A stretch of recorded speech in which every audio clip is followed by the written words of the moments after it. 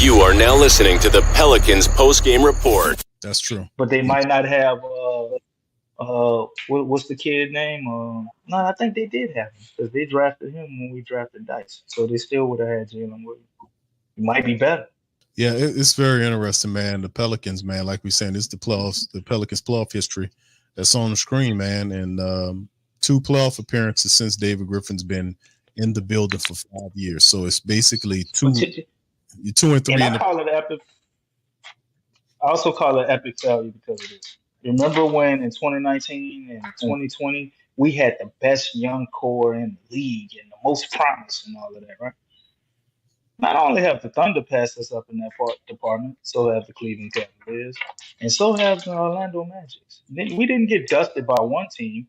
You got other organizations that were that have passed us up that were in similar situations with rebuilds that started off with less ammunition than we had.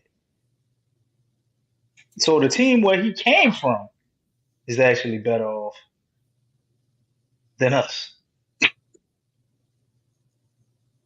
Yes, so you would say David Griffin left Cleveland, and judging 5 years later, Cleveland got better. Yeah, I mean that's an interesting point, man, for real. Because Cleveland have been competitive since JD Bickerstaff, because he left right after a year after the championship, and he picked up the Pelicans job in 2019, and ever since he's been here, like I said, the stats, it's on the screen. It's on the screen. In 5 years, in 390 games, it's 390 games worth of Pelican games in 5 years since he's been a VP. The team is 188 and 202 in 5 years. So we're basing it on wins and losses, and he only had 2 playoff appearances in 5 years. 2 out of 5. 2 out of 2 and 3. 2 and 3. He would be doing excellent if we based it on how he serves up word salad. Well, he's a huge success there. But the word salad is used to distract you from the failings. But see, that's what we're saying. The only thing the Pelicans have is in terms of to sell the people that's not really thinking about what we're presenting to them, is the fact that each year the team got better in terms of wins and losses. And that's an easy measure for the Pelicans to promote to people to come out and watch the games, is the fact that the Pelicans have won we've won more games than the previous year. The issue is this is going to be different because in this is, like I said, we're saying this man been here for 5 years. It's plenty of time to say. They can't really sit up here and say to anyone that, hey, man, listen, it's going to take some time. It's been 5 freaking years, man. That's half a damn decade. You're supposed to see some tangible stuff right here if the Pelicans are supposed to be building to something in terms of like a conference championship, and we haven't seen that. All we've seen is 2 playoff losses to the Pelicans, and not even in recent years. Then the last one was a disaster. 49 wins to go into the playoffs, or get wiped out. And you can talk about injuries all you want, but the Pelicans aren't the only team dealing with injuries during the damn season. We're not the only team. We're not. It is what it is. But even that, Big Q, if the people want to relate that to injuries, right? So if we constantly had injuries, matter of fact, we've had issues with injuries before you came here. You're a competent vice president of basketball operations. You kind of spotlight, not moonlight, as the GM as well. You should know that this franchise has a history of having injury concerns, right? So wouldn't you make that a primary priority upon coming into this team? And then Zion gets injured his rookie year. So our training and conditioning staff from that point on, and you give them a pass for 2019 and maybe slightly a pass for 2020, because 2020 you're trying to implement it and get it together, right? Which you should have been doing that in 2019. But okay, you give them past 2019. 2020, it's getting off the ground. Why are we still dealing with injury concerns in 2023, 2022 before you finally hire a physical therapist? So you mean to tell me you're the vice president of basketball operations? You come from a winning organization where you've seen LeBron spend $1 million every year on his body, right? You come into this organization that has a history of injury concerns with its players before you got here, and you don't think in 4 years to hire a physical therapist at least? Epic failure, Q. The simplest of shit does not get done until it's way too late. And then you see the impact that it has getting done, and you're like, wow, that really made a difference. Man, I wish they would have did that 4 years ago. Maybe things would look slightly different. I would say because this when Griffin took the job, he was supposed to have he was supposed to be a seasoned executive at the level, understanding what the team needed. And the Pelicans were not devoid of talent. They had tradable pieces when he came in. They tried to reach out to Anthony Davis to stay, but his mind was made up to leave because they wanted to pair him and Zion together. He turned it down. So ultimately, they had the pieces in place, a superstar to trade to be able to build a competent core to start winning right away with the right matrix. But instead of doing that, he kept Elvin Gentry here, who was a failure, who had multiple years of failure with the Pelicans prior, and it obviously wasn't the man for the job. A half of course coach that taught offense, but his defense suffered. So I mean, he would outscore teams 125 to 100, and then they'll outscore you one. You have 127, they'll beat you 127, 129. So he taught about offense, but his defense was lacking. Then he bring in a outdated coach in Stan Van Gundy, who did give you point Zion, but not very much else. Those are dumb decisions in my book by a person that's supposed to be very seasoned at that level. He made a bunch of critical errors early that really handicapped the team by the third year. So like I said, it shows that a person, how really good is David Griffin and how really good is his talent as a vice president of basketball operations. Is he make dumb decisions like that early on? You're supposed to know. It's not like you go out, you lock in on a coach that you want, like Tyronn Lue, or not just saying Tyronn Lue, but coaches in his ilk or people that's savants in terms of coaching, who they know who's ready to coach and which guys to bring in to make things shake and pop. They know the good coaches. Why are we, doing stuff like the Stan Van Gundy thing was dumb as hell. And of course, guys underneath him, like a Trajan Langdon, couldn't get credit for it because he's a micromanager and things like that. So like I said, all this stuff, it just doesn't make any sense for a person who's supposed to be incredibly seasoned to know what he's doing. It's not like this was a bum ass organization in terms of talent. The Pelicans and the New Orleans basketball franchise, has been a mediocre franchise over many years was because of bad leadership. That's what it comes down to. Bad leadership, especially at the general manager position. And years they kept Dale Demps up there when he should have been fired a long time ago. They kept him there. And they really didn't fire him until the whole Anthony Davis thing, when the floor fell out, then he decided to get from up under him. And then he's some type of VP now with Minnesota. So, I mean, like I said, is it really with Dale Demps or really was the Pelicans? Like I said, man, at the end of the day, I just don't think that David Griffin is as good as he's indicating, and his record is showing you that. 390 games, he's 188 and 202. If you preface that but by the years that he was in Cleveland, when he was in goddamn Cleveland, his record in 4 seasons with Cleveland was 178 to 101. That's a big damn difference. That's 77 games over 500. He's like 12 games, I think it is, 12 games or so underneath 500 in 5 years. This is not 2, this is not 3, this is 5 freaking years of being the VP of the Pelicans.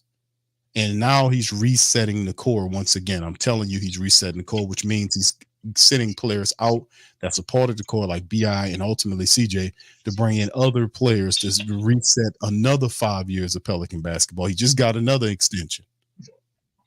So, like I said, I just think the New Orleans organization is a bunch of suckers. I'm just going to say at the top, Gail Benson is a sucker. She's a chump. She doesn't know anything about basketball. She's not a cash checks. Dennis Lauscher is not a basketball. He doesn't know anything about basketball. He doesn't know anything about basketball. He's just a chief financial officer. He doesn't know anything. And the highest basketball mind in the building is this guy, according to him. And I think it's really swing cash. But we need to have more of a committee approach in deciding these decisions, because none of this stuff made sense when he was bringing in 3 coaches in 3 years. Nobody that knows what they're doing would do something like that. and then all these trades that end to nothing. Not being active in trades when you seen things like a couple of years ago when you seen Jared Vanderbilt and all these other guys, Mo Bamba being picked up by the Lakers for second round picks. And then it happened in this past year with Dallas when they were doing that with Gafford and PJ for what, second round picks? No, PJ I think was actually Grant Williams, so you still need to have that salary, but still. But still in all, bro. You know what I'm saying, man. We just sitting up here watching everybody trade. We just sit up here looking around. And if guys we got to keep our second round picks to fix the mistakes that we actually make. If guys we don't use them to be proactive to get stuff we need and we should get.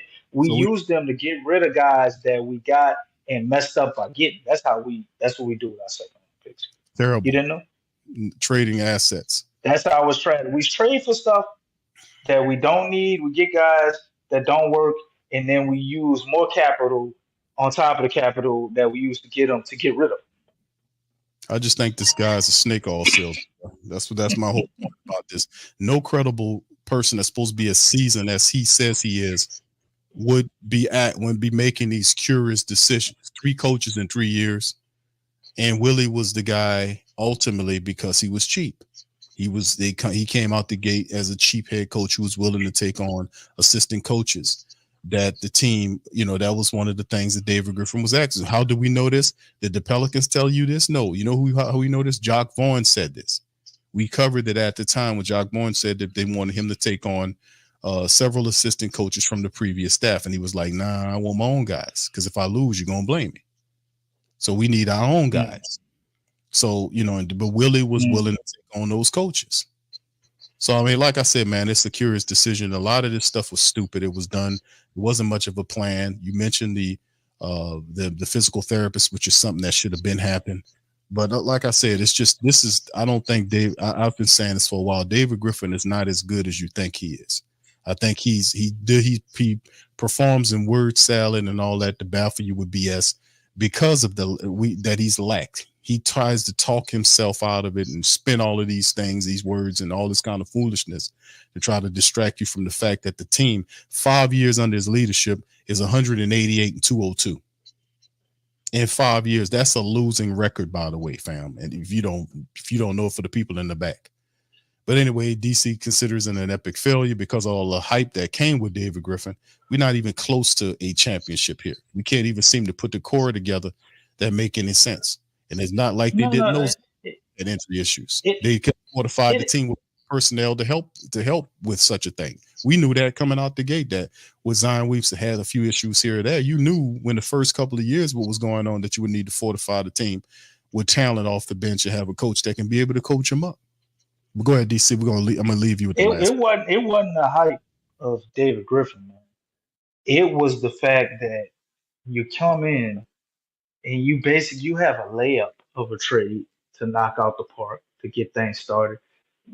There's very few teams that have had a better restart and a rebuild. Like you have Zion, which the one caveat I'll give him is, Zion hasn't been able to stay healthy. Right. Okay. I give you that one caveat. But everything else, man, you had a very good start to be able to do something special here. And you just can't get out of your own way. Guy just constantly gets in his own way. You're the vice president of basketball operations. Put people in place, because that's your job, that are smarter than you at doing the basketball part. You focus on the media, the perception of the team, the image, and all of that, and you put intelligent basketball people. You be smart at finding those people. Incredibly. And then give them credit. Incredibly when they actually succeed. No, incredibly insecure. He'll never absolutely not, because his character. You got to be the smartest person in the room all the time, and you don't go nowhere. You can't be in every room at all the times. Or the first one talking and the last one talking. That's the bottom line. Want credit. Why else would you be as vocal? And of course, you got a general manager in the media talking to you over the general manager. Tell them to go talk to the general manager. That's why Langdon got out. We've been saying this, Q. Are there any other situations in the NBA where the vice president talks more than the general manager? I don't know. Maybe I don't know. I don't know. Not one way. I think gotta be at least one, man. I know he can't be Oh, the only one. I don't know. Not one of them that's doing. And Sam Presti don't even do that. And Sam Presti should be doing that. But I don't see. I don't What about see. Danny Ainge? I don't even see Danny Is doing it. is he the president of basketball operations there? No, he's above him because James Jones, I think, is the general manager. Oh no, The I thought Phoenix, James Jones was general manager of Phoenix. Phoenix, yeah. I don't know in Yeah, Utah. Danny Ainge is in Utah. Yeah, he in Utah. So I don't know. But I don't know. But then again, that's different because Danny Ainge is a NBA legend as a basketball player. But So still, I'm just trying to equate it to uh, why the VP thinks that he should talk so much so because during basketball broadcasts and everything to where everybody thinks he's the general manager. he's an attention whore. He wants the attention. That's what it comes down to. It. Why else would he be talking? He ain't just talking to stay healthy. He's talking. He talk like that because he wants. Some people do need therapy, Q. Some people do need to talk to stay healthy. That they do, but not. But this guy obviously doesn't need to talk as much as he talk. When Trajan Langdon is actually the general manager you need to be speaking to. The media skips right past Trajan Langdon. I used to make jokes about it all the time. Like, this guy's not the general manager. Why are y'all sticking mics in his goddamn face? Because he can't turn them down. He got to talk about, like, man, listen, go talk to Trajan Langdon. You know, I'm not talking whatnot because he's an attention whore. He's a micromanager. He's a flam man. That's what I've been saying about David Griffin. Since saying none of even the hardcore David Griffin fanboys out there can't deny the fact that in 5 years of him being a general manager, you got 2 weak ass playoff appearances and 188 wins out of 390 wins. He 188 and 202 in 5 years. That's ridiculous. At this point, who is a David Griffin fanboy? But trust me, they got him out there. They got some? The team was hurt all them years. We won 49 games last year. What y'all want? Every year the Pelicans won more games and climbed up. They won 30, then 31, then 36, and it went from 36 to 42, and from 42 to 49. What y'all See, them want? type of people, they don't be happy until you in an actual full rebuild because everything was an epic failure. You move on from Zion, Bi, CJ, everything. You just burn it all down and start over. They don't realize it's a failure until then. No, they don't until see you it. Completely starting all the way over. And then I would wonder if they would say, we want to start this rebuild all the way over with David Griffin. Yeah, David Griffin was a good general manager. He was a good general manager. Like I said, man, you can't deny this. Ain't gonna cut it in the West. This ain't gonna cut it in the West, Keith. We got to be better. So hopefully, maybe Bryson Graham and who's our assistant general manager? Did they announce who the assistant general manager is yet? No, they have not. I don't have a clue on who the person is, but well, David Griffin, I'm sure he has some people that he's looking to put in place that he can utilize some of the basketball minds and intelligence because you're not a GM. When you was a GM, you got to pick, and number one is Anthony Bennett, who's the worst pick in the history of the NBA draft, and number one. I think even wouldn't you think Big Country wasn't Big Country from remember when the Grizzlies was in Toronto and they had the boy Big Country? Didn't they take him number one? Why am I tripping? Brian Reeves. Brian Rivers. He was number one, right? I don't know if Big Country Reeves was number one overall. I don't know. If he was, he was better than Anthony Bennett. And he wasn't that good. That was 2013 too. Yeah, man. So that was David Griffin's first year at the general manager. Wait, hold on. Let me make sure. Horrible, man. Horrible. You're horrible at drafting. Stay out of the draft room this year. I don't know if he drafted him or not because he took over the Cleveland franchise. Let me see, because they fired Chris Grant. He was fired. Let me see, February the 16th. And they said Grant was fired, and they made appointed GM. They said appointed interim GM when Chris Grant was fired. So they made Griffin the interim GM when Chris Grant was. He was the permanent GM for 5/12/2014. That would be before the draft, Q. Yeah, he was the guy. He did draft Anthony Bennett. Yeah, that would be like saying, not right now, but somebody came into the position 3 to 4 weeks ago. All right. So it's more than enough opportunity to look at those guys and evaluate the talent and see who you're gonna pick. So you can't be like, oh, they put him in there and the pick was already together. No. You had time to lean away from that. Look at it. Where is he now? This is an article right here from. So that was his answer to it. You F up sometimes. Former Cavs GM David Griffin on team drafting Anthony Bennett. You F up sometimes. That was what he said. And that's something. That's a wow. Griffin was blunt. You F up sometimes, and said that Bennett had no desire to overcome adversity whatsoever. How did you do that, though? You know, so yeah, this is what you're. Just put it all on. It was all on Bennett, huh? If Bennett could have overcame adversity, he could have lived up to expectations. Q. That's all it was. Had nothing to do with the talent. Had nothing to do with the fit on the team. Had nothing to do with none of that. If you drafting him maybe too high, or drafting him and not knowing what the hell to do with him, had nothing to do with none of that. It was just, he couldn't live up to adversity. Not the fact that you don't know. If he could live up to adversity, Q, it would have worked. That's how he worded it. Griffin said, sometimes you F up. The man with all that word salad, he wasn't saying beautiful. He's speechless. It's crazy. He was all right. So I ask this, man, and we can go ahead and let it go.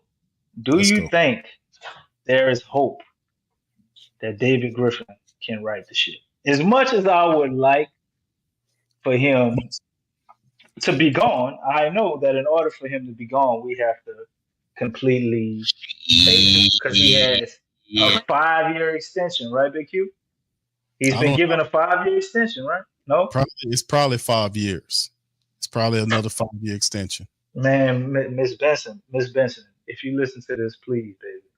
She don't know. Stop giving out these extensions. They don't know what they're doing, man. That's because you extend people, and then they come to find out a year or so into the extension, you gotta let them go. Then what happened? What happened, baby? You got to pay some money to somebody who ain't even on the team no more because the money is guaranteed. It's crazy, man, and that's the thing about that's what I'm saying. We stuck with Willie Green because they signed Stan Van Gundy too low. We gave Willie an extension. People want him out of here. Let's end it down because you asked me the question. Yeah, go ahead. You could turn it around.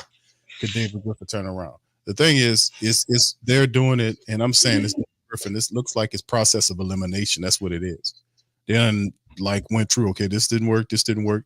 So it's showing me his vision in terms of what he's talking about. It's a lot of word salad. It's a lot of BS and bunk. All of it is always built in generalities with no specifics. And when he comes out spinning, that's usually a person that don't have a plan, not a real legitimate plan that leads to an NBA championship, because that's what we want to hear. The Pelicans have a superstar in Zion Williamson. How you need superstars to win? Do the Pelicans acquire superstars for BI? More than likely, me and DC talked about it all the time, providing contrast. More than likely, it's going to be Trae Young, because the Pelicans can't obtain superstars no other way. They can't go into free agency to get them. Now, that's not David Griffin's fault. Whose fault is it, DC? That's the product of us being a small market team. How many players are breaking their neck to go to Oklahoma or Milwaukee? Well, they won a championship. You look at all the small market teams, they typically can't sign a superstar. So that's not really. Well, you got them. I mean, they got the stories about Dame Lillard out there in Milwaukee, and he's unhappy because he's in Milwaukee. He don't like being there. So it's You got that aspect. I can't blame him for that. All I say, the small market thing don't really apply when you see other small market teams winning Who's championships. signing superstars that are small market though? You have to do it through trade. There is a way to do it, and there is a blueprint. You don't have to Give us the reinvent. blueprint, brother. The blueprint is what OKC doing. The blueprint is what San Antonio was doing. They got other small market Okay, teams. so you have to do it through the draft. You can't sign. You don't worry about signing them. You got to draft superstars. Hold on, bro. Let me finish. Yeah, I'm giving you the blueprint. You already know what time it is. The blueprint is you got to be able talent the way you is. San Antonio gave you a blueprint. OKC gave you a blueprint. And for you to know, Milwaukee's a small market team. These teams are competitive. They're competitive every year, well, except for San Antonio. They had the little fall off the cliff because they tried to do a youth movement there. But outside of that, the majority of the times, there's a proven way of doing this. So the Pelicans are a small market team. They have to be able to compete. Because they put together, they drafted guys. Zion's a guy that they drafted. They acquired Brandon Ingram via trade for a drafted star that they had here. So there is a way to get talent here, but once you get the talent here, you have to win. That's what it comes down to. You have to win. So that's what I'm saying. So there is a blueprint out there. Now, what the Pelicans are doing, they're picking these players, and you got to also have a decent coach. DC, a lot of these other coaches that we talk about when we talk about a Milwaukee, when we talk about a OKC, we talk about a San Antonio, any other small market team that's having success, they have a good coach on staff. They have a guy that knows what he's doing, and he's coaching the team up. He's taking advantage of all the talent that we have. So that it's a recipe here to make sure you have the right coach, the right talent, and if you do the right things, you'll get the right results. It's the bottom line. It's not a difficult thing to figure out. The problem is with the Pelicans is they've been making a lot of dumb moves. Like you said so yourself, we talked about the 3 coaches in 3 years. We talked about moving out first-round draft picks because of bad contracts. We talked about the Steven Adams trade, trading to get Steven Adams and then trading them out with draft picks, trading out Eric Bledsoe. That's just foolish. So in the end, can they turn it around? Process of elimination. You stuck with David Griffin. You are definitely stuck with Willie Green right now. So the bottom line is these guys have to improve. They got to get better. And whoever the general Bryson Graham steps in as the general manager, I don't anticipate anything changing in terms of him being more visible or vocal than Trajan Langdon. I just don't see it because David Griffin is picking certain people that are quiet. This is a micromanager. He's not going to pick up a guy that's vocal, that's going to outshine him. Remember, he has that issue from Cleveland where LeBron was getting all the praise from what he was doing. Everybody knew LeBron was orchestrating that, telling them what to do. And he comes here and he wants his own credit for doing it his own way with this good human beings nonsense. The hell with all of that. Get players down here, professionals that want to play, that got dog in them, guys that do have some courage and have some heart, that don't want to get stumped out 0-4 and sit up here all cool and calm and shit. We don't want to hear all that bullshit about good human beings. We want basketball players that got dog in them because that's what the NBA is made of. The champions got dogs in them. They're not a bunch of damn choir boys talking about basketball, family, and all this nonsense. Man, you playing these people to be, you're paying them to be here. You're paying them to be here. This is a basketball team, man, not a goddamn YMCA group. This is a basketball team. You're paying them to be here. So anyway, that's what I'm saying, man. I'm done on this. In terms of my idea, my mentality of what I've seen for David Griffin over the 5 years, and I'm inviting you guys out there in the comment section to let me know how you feel about it. Maybe you feel similar to what me and DC feels. Maybe you don't. I think we have more of a snake oil salesman than we do an actual general manager. I think we need more. I think Swin needs to be elevated to a higher position, to be honest with you, because I think she'd do a lot better job than this snake oil salesman. 5 years, 188 and 202, with 2 mediocre playoff appearances out of 5 years. 3 coaches in 3 years. That ain't good, man. And he been here for 5 years. 3 coaches, 5 years is not stability. It's not all this old gobbledygook and these UN words he like to prattle off all the time. It got nothing to do with that. It's a basketball team, not a basketball cult. He's trying to build here good human beings, get family. The hell with that, man. You paying these people to be here to play basketball, get dogs like the rest of the NBA have, and a good coach that know how to orchestrate them, man, who know how to talk to them, who know how to draw plays, who know how to adjust when it's time to adjust, that knows how to strategize and compete mentally and strategically with other coaches in the NBA and don't get mollywopped and pushed out of here and don't know what the hell he's doing. Got shooters who he don't use. Shooters here, shooters there, shooters everywhere, and you don't even use them. So the hell with that, man. We need seriousness. If we're gonna compete for an NBA championship, we need to get real. So in terms of what I'm seeing over the last 5 years from David Griffin, 5 years. Think about what I'm saying. It's a half a goddamn decade. You didn't get close to the Western Conference Finals. Not even close. That to me is a failure when you have good talent. We have some talented players and good people here. If you're facing injury like most teams are, fortify your team better. Do the best you can to fortify. Draft and develop your draft picks.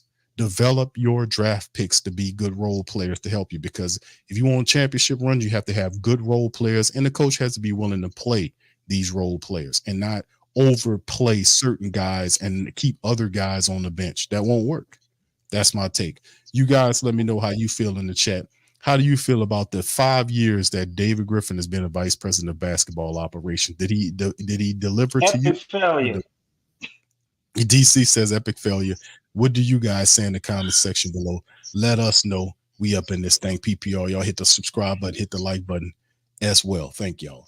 What's up, fam? This is Big Q from PPR. Thank y'all for watching. Please feel free to hit the subscribe button, the like button, and the share button. Hit all the notification buttons. And make sure you follow us here every week as we talk about all things Pelicans.